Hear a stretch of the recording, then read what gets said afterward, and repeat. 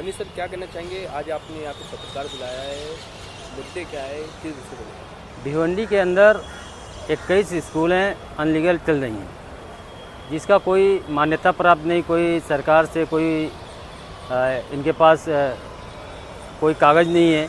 उसके बाद भी इन लोग स्कूल अनलीगल चला रहे हैं। ये लगभग 3 सालों से मैं इसके लिए लड़ाई लड़ रहा हूँ भिवंडी के अंदर, और बार बार पत्र देने के बावजूद भी केवल यहाँ के अधिकारी जो शिक्षण मंडल में बैठे हुए हैं, ये केवल वहाँ जाकर और अपना लेन देन और अपनी जेबें गर्म कर रहे हैं, कोई कार्रवाई नहीं हो रही है। इसलिए मैं आप लोगों को बुलाया हूँ कि अगर ये 10 नवंबर तक कार्रवाई नहीं करते एफआईआर स्कूलों के ऊपर, और जो मुख्य अध्यापक है उसके ऊपर, और जो संचालक है उन पर अगर ये एफआईआर दाखिल नहीं करते हैं, तो मैं अमर अनशन पर बैठूंगा यहाँ गेट के सामने, और जब तक एफआईआर नहीं दर्ज होगा जब तक मैं यहाँ अमर अनशन पर बैठा रहूँगा।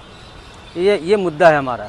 मैं देख रहा हूँ कि लगातार जो मैं लड़ाई लड़ रहा था, पिछले साल 24 स्कूल थे, फिर 21 स्कूल कम हुए हैं, लेकिन इन्होंने कार्रवाई नहीं किया। और कई ऐसे स्कूल हैं जहां ले देकर उनका नाम दर्ज नहीं किया गया, उसकी भी लिस्ट मैंने शिक्षण अधिकारी को दिया है। उन स्कूलों के नाम अनलीगल में नहीं डाला गया है, उनको भी मैं मांग करता हूं इनसे कि उनके ऊपर भी एफआईआर दर्ज किया जाए और उस लिस्ट में भी शामिल किया जाए। ये हमारी मांगनी थी। मैंने महानगर पालिका को लगातार पत्र दिया है, और ऊपर भी शिक्षण अधिकारी और जिला परिषद को भी लेटर दिया है कि इन पर कार्रवाई होना चाहिए, क्योंकि ऐसी घटना, बदलापुर की घटना भी लोगों को याद रहना चाहिए कि एक स्कूल में, जो मान्यता प्राप्त स्कूल में घटना घट सकती है बच्चियों के साथ में, ऐसी घटना आपको याद होगा कि बदलापुर में घटना स्कूल के अंदर घटी, न्यू मुंबई में घटी। जो मान्यता प्राप्त स्कूल थे, ऐसी जगह जब घटना घट सकती है तो ऐसे अनलीगल स्कूलों में कभी भी घट सकती है, और ये स्कूल चालक भाग सकते, फरार हो सकते हैं, जिसका कोई नामो निशान सरकारी कागज़ पर नहीं है, और कोई बड़ी घटना घट सकती है शहर के अंदर। इसलिए हमारा लगातार मांगनी जारी है।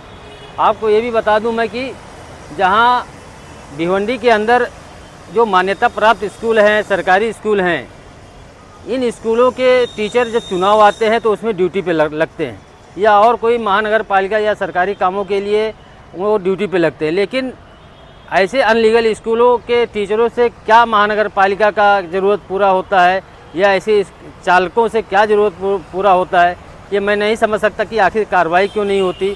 कहीं ना कहीं इसमें जेब गरम करने की बात है कि अपना जेब गरम करके केवल अपना धंधा चला रहे हैं यहाँ शिक्षण में बैठे जो लोग हैं, अधिकारी लोग, क्योंकि इन पर यही वजह है कि कार्रवाई नहीं होती, क्योंकि ये कहीं भी कोई काम, सरकारी काम में आने वाले लोग नहीं हैं।